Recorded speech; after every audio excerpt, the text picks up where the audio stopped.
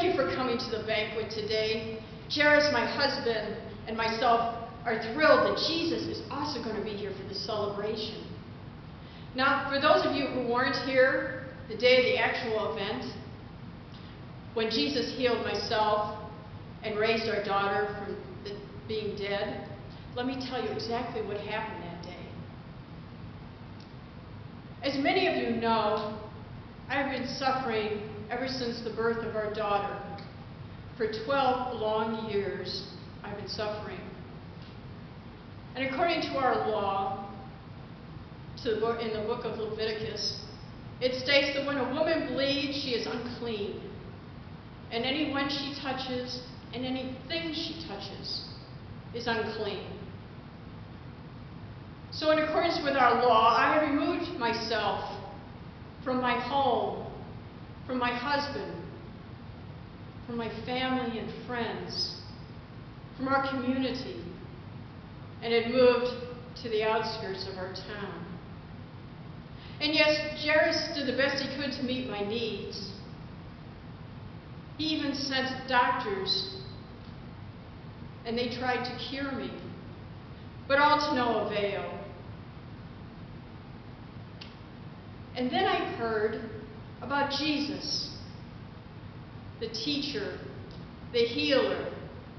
I heard how when people came to him in Capernaum, they were made well. I heard how those who were sick just came to him and he laid his hands upon them, and they were healed. They were made whole again. And then I heard how he had been to Jairus across the Lake of Galilee from us, and how he had healed a demonic there and restored the man to his community.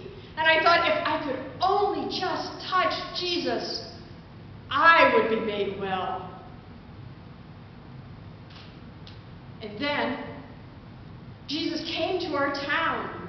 He came across the Lake of Galilee to our town, and the crowd gathered around him. And I came and I stood at the edge of the crowd because I knew if I just touched Jesus, I would be made well. And of course, the crowd parted from me because no one wanted to be touched by me. And as I began to work my way through the crowd, I saw Jairus, my husband, come, and he fell at Jesus' feet. And I thought, what awful thing has happened that he would do such a thing, because he is normally so aware of his social standing as the leader of the synagogue. But I couldn't hear what they were saying. And I thought, if I can only just touch Jesus, I will be made well.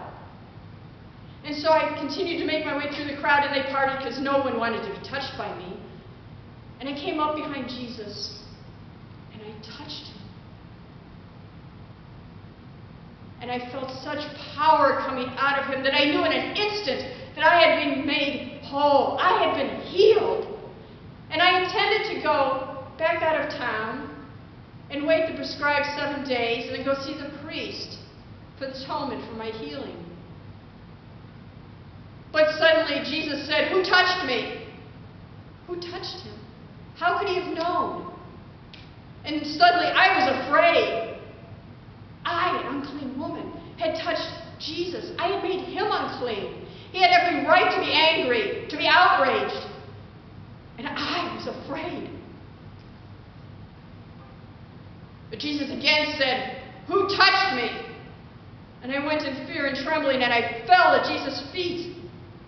I asked his forgiveness. I told him how I had been hemorrhaging for 12 long years. Now he was my only hope for healing. And then, instead of being angry, Jesus reached down and raised me up, calling me daughter. Daughter! Me, an unclean woman, an outcast from my community. He called me daughter. And then he told me that my faith had made me well, to go in peace, that I was healed of my disease. And I felt such love coming from him and enfolding me. And I knew I was healed. I was well. And then suddenly, I saw 2 of our servants coming from our home to Jairus, my husband. They came up to him and they told him that our daughter was dead. Our daughter was dead? How could this be? Jesus has just healed me. And our daughter is dead? God, what are you doing?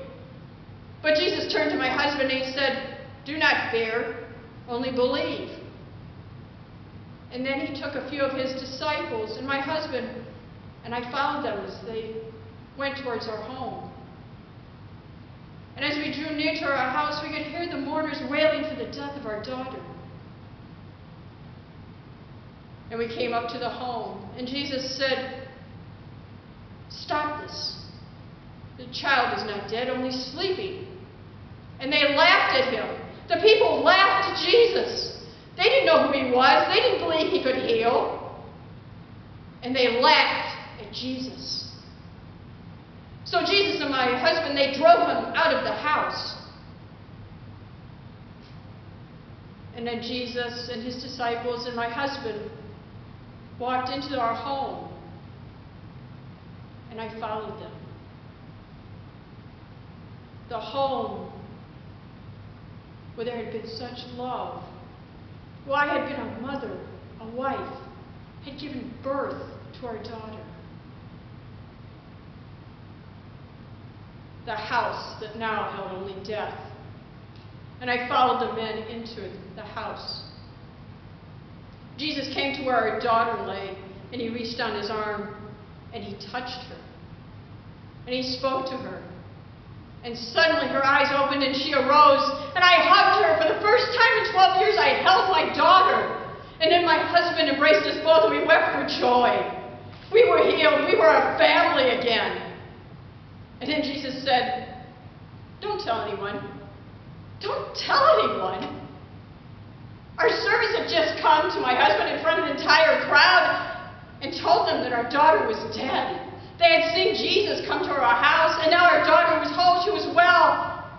She was up walking. We were a family again. Of course I'm going to tell everyone.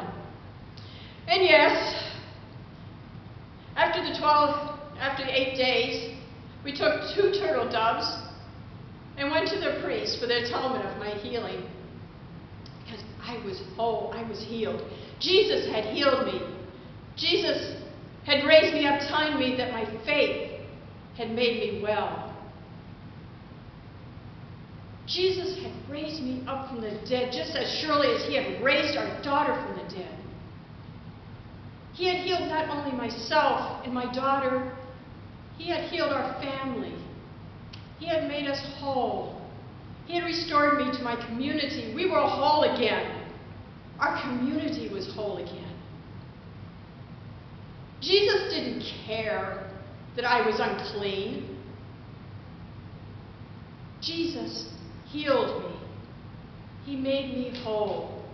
I know what it is to be on the margins of your community.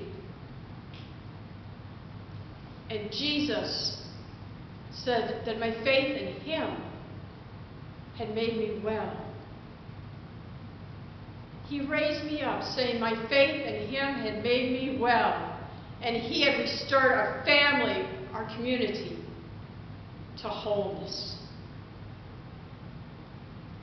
So thank you for being here today.